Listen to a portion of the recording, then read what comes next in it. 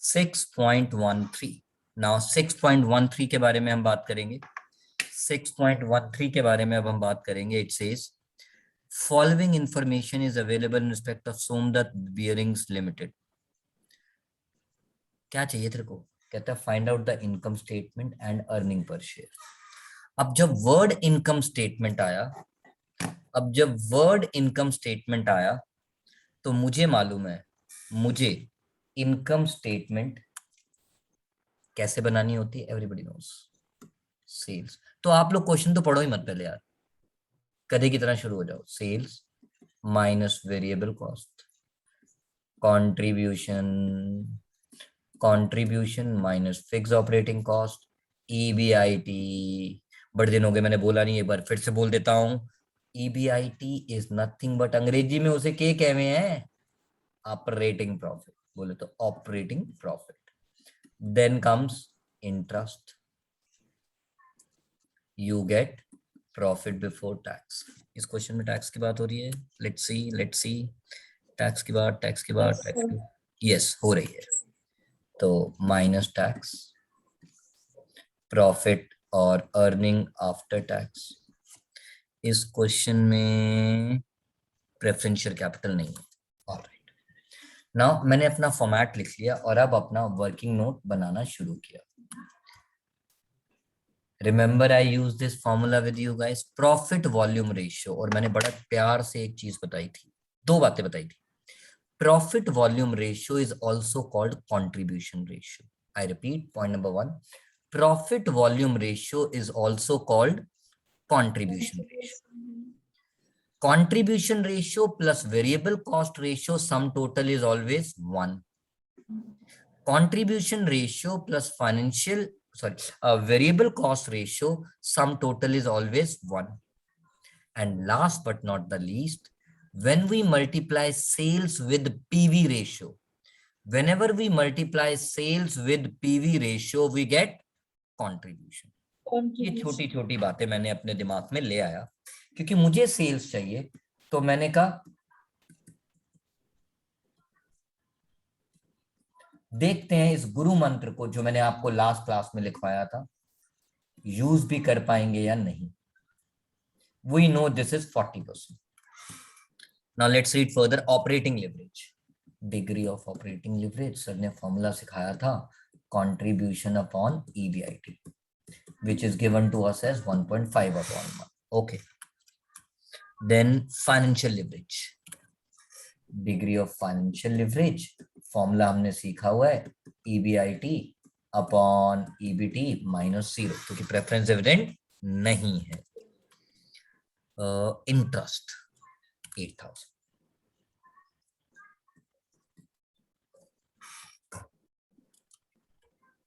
Tax rate बाद में, number of equity share बाद में।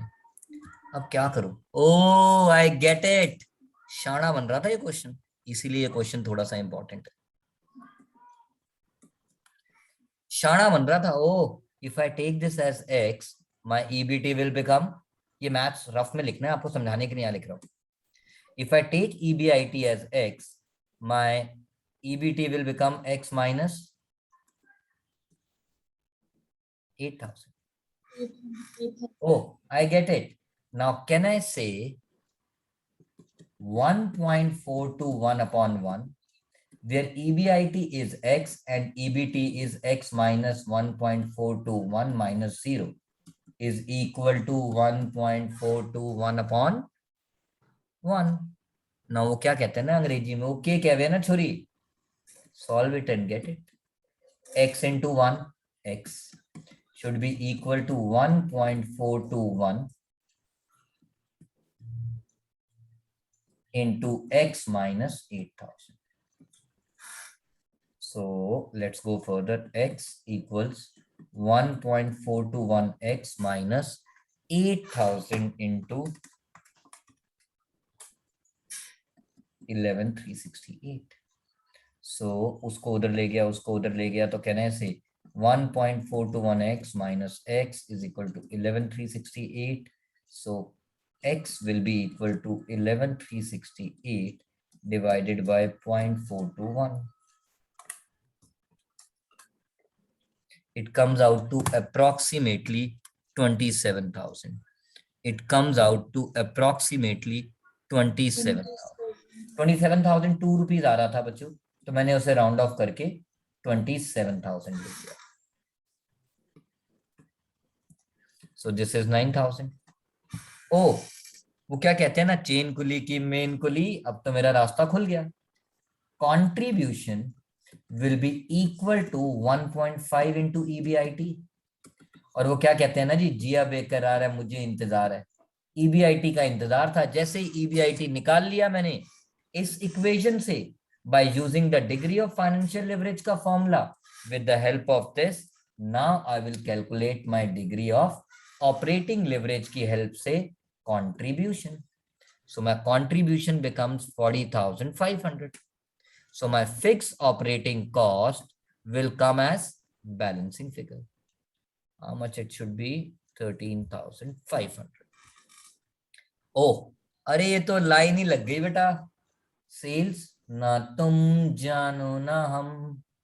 कंट्रीब्यूशन 40,500 और पीवी रेशियो नीचे लाके डिवाइड कर दो.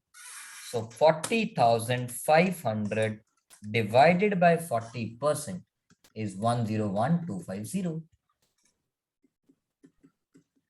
And you can take your variable cost as balancing figure. और एक बच्चा समझदार था, कहता सर सेल्स का ही 60% कर दो. बात एक ही है, क्योंकि variable cost ratio plus contribution ratio is nothing but the same. Now जो हमने आपके साथ आंसर शेयर किया था, इसमें some students were having a problem कि यार सर जी ये 1.5 कहां से आया. अरे बाबा उड़ी बाबा, it was given in the question 1.5 and financial leverage 1.421. वहीं से मैंने उसको यूज कर लिया. जैसे स्कूल में कैंटीन में आपके फ्रेंड्स आपको यूज करते थे, मैंने क्वेश्चन का डेटा यूज कर लिया. ऑलराइट, चलते हैं आगे. Question number 6.14. अरे फोटो ले लो. हाँ बेटा, तो आंसर की फोटो. हाँ बेटा, तो आंसर की फोटो क्लिक.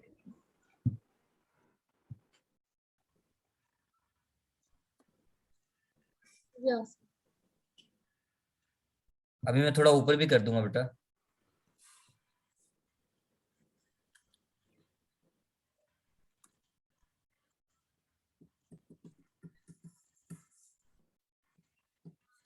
हमें इस क्वेश्चन में अर्निंग पर शेयर भी निकालना था. So earning per share will be earning after tax, क्योंकि इसमें कोई डिविडेंड तो है नहीं, upon number of equity shares. और नंबर ऑफ इक्विटी शेयर्स हमारे कितने थे? 10,000. So answer will be 1.33. Answer will be 1.33. अगर कोई आंसर लिख रहा है तो मैंने आप लोगों के साथ शेयर कर दिया है. ऑलराइट, अब चलें आगे.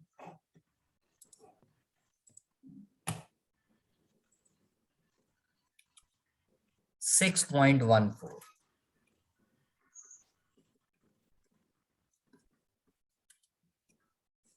क्वेश्चन सेज, क्यों इंपॉर्टेंट है बच्चों? क्योंकि यहाँ पे जो मैंने फर्स्ट क्लास में एम्फेसाइज किया था एक चीज पे, वो फॉर्मूलाज बहुत रेयर यूज हुए कि कंट्रीब्यूशन अपॉन ईबीआईटी, यानी जो नॉर्मल एब्सोल्यूट अमाउंट वाले फॉर्मूलाज हैं वो यूज होते थे वैल्यूज निकालने के लिए, और परसेंटेज वाले फॉर्मूलाज यूज होते थे इंटरप्रेट द रिजल्ट के लिए.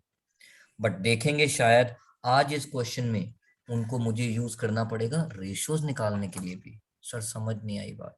कोई बात नहीं, आराम से चलते हैं. Using the concept of financial leverage, मैं अपने बड़े पापा की बात दिल से मानता हूं. Full stop comma and take a pause. Full stop comma and take a pause. क्योंकि मैं फॉर्मूलाज को अपनी गर्लफ्रेंड की तरह अपने दिल में रखता हूँ. वो दिल में होंगे तभी दिमाग में उतरेगी, नहीं तो उतरेगी नहीं, मतलब याद ही नहीं आएगा. Using the concept of financial leverage, using the concept of financial leverage, by what percentage will the taxable income will increase if EBIT increases by 6%? So taxable income means earning after tax. Taxable income means earning after tax. तो question बात कर रहा है earning after tax और EBIT की। और अगर आप बच्चे अपनी फॉर्मूलाज की लिस्ट खोल के बैठेंगे तो आपको याद आएगा डिग्री ऑफ फाइनेंशियल लिवरेज का एक फॉर्मूला हुआ करता था। क्या sir? Percentage change in EBT oblique EAT oblique EPS divided by percentage change in EBIT. Now the question is saying that the EBIT has increased by 6%. So if I have to find out the percentage change in EAT called taxable income, I know I first need to calculate the values.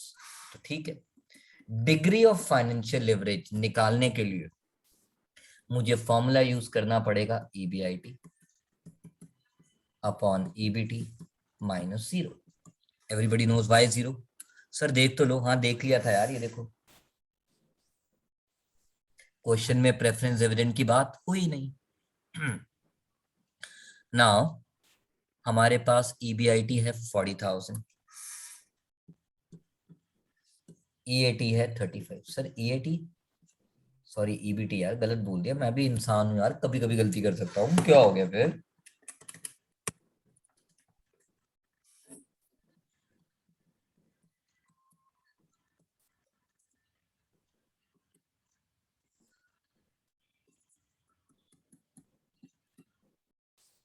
Guys question खत्म हो गया है।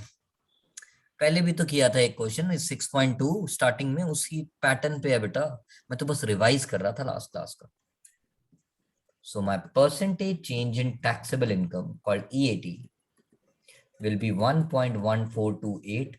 Sir, is it necessary to maintain 4 places of decimal? ये ले यार, अगर question silent है तो you maintain it till 2 places of decimal. It will become approximately 6.84%. आप वर्ड परसेंटेज लिखोगे तो सही, बट आप इसको मल्टीप्लाई करोगे और आंसर में बस परसेंटेज वर्ड लगा दोगे। So when the EBIT increases by 6%, my taxable income increases by 6.84%.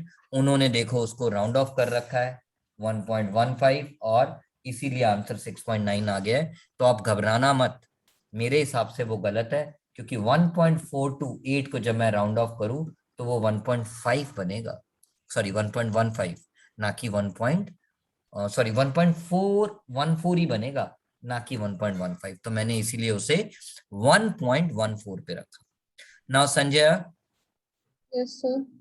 can I give number 2 and number 3 as homework? It is on the same pattern. Like concept of operating leverage means पहले आप contribution upon EBIT करके operating leverage निकाल लोगी, Yes, sir. फिर उसे दूसरे formula में डाल के इंटरप्रेट कर लोगी। Correct? Yes, sir. Akshita, is that clear? Yes, sir. तो आप होमवर्क में करेंगे बट फिर भी डाउट आएगा तो क्या कहते हैं, मैं हूं ना। ठीक, तो हमारा ये क्वेश्चन भी होता है फिनिश। ऐसे ही हम ये चैप्टर धीरे धीरे चलती का नाम गाड़ी की तरह आगे बढ़ाते रहेंगे।